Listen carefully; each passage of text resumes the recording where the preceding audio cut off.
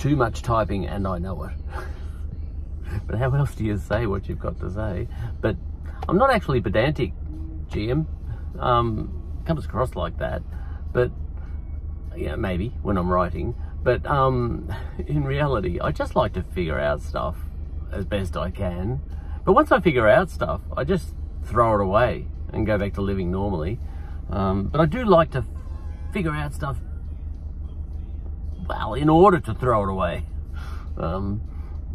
You know, like, but in real life, you know, I make up my own facts as well. I go with it. So, for example, you know, if Cam goes out and buys a car and he rings me up and he says, I've bought a red Mustang, you know, when I go over there, I'll agree that it's a red Mustang. Yeah, when I look at it, I'll say, that looks great, I love that red Mustang. That is a red Mustang. I will say that. And I will say that as a fact. Now, you know, pedantically, technically, you know, way back in the back of my mind somewhere, I know it's colourless.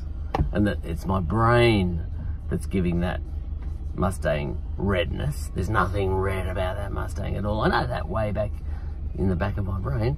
But I've thrown that away.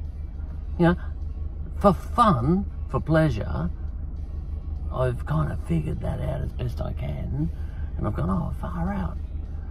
Yeah, that Mustang is colourless. All it's doing is emitting electromagnetic radiation, you know, and all that sort of stuff. I've sort of gone through all that for pleasure, for fun. It's not for a know-it-all reason or anything like that, you know. I'm being like Cam's and Tony's mate Sully. Sully was like that. He'd go, what the hell's going on with that? You know, like, it doesn't matter what it is, you know. He'd sort of say, oh man, this is blowing my mind. Explain this to me, Damo. What's going on? You know, Uncle Albert, the Paul McCartney song, what's that mean? You know, he'd go like that, and you'd sit there and say, well, it means nothing, Sully, you know. But that was the last song he ever asked me about before he died. But what you do is you figure all that stuff out, and you figure out, you know, what the real facts are.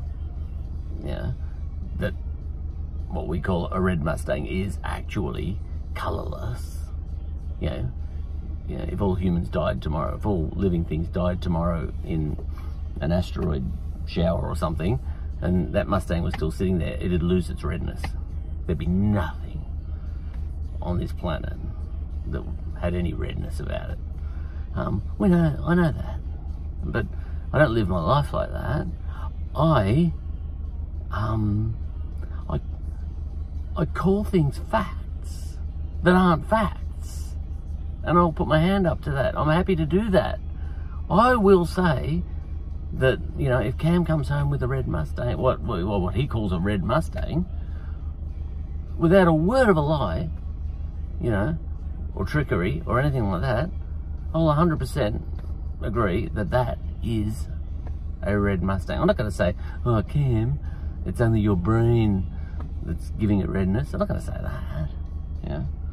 I will say that that Mustang is red, even though that's not true. And I think we humans do that.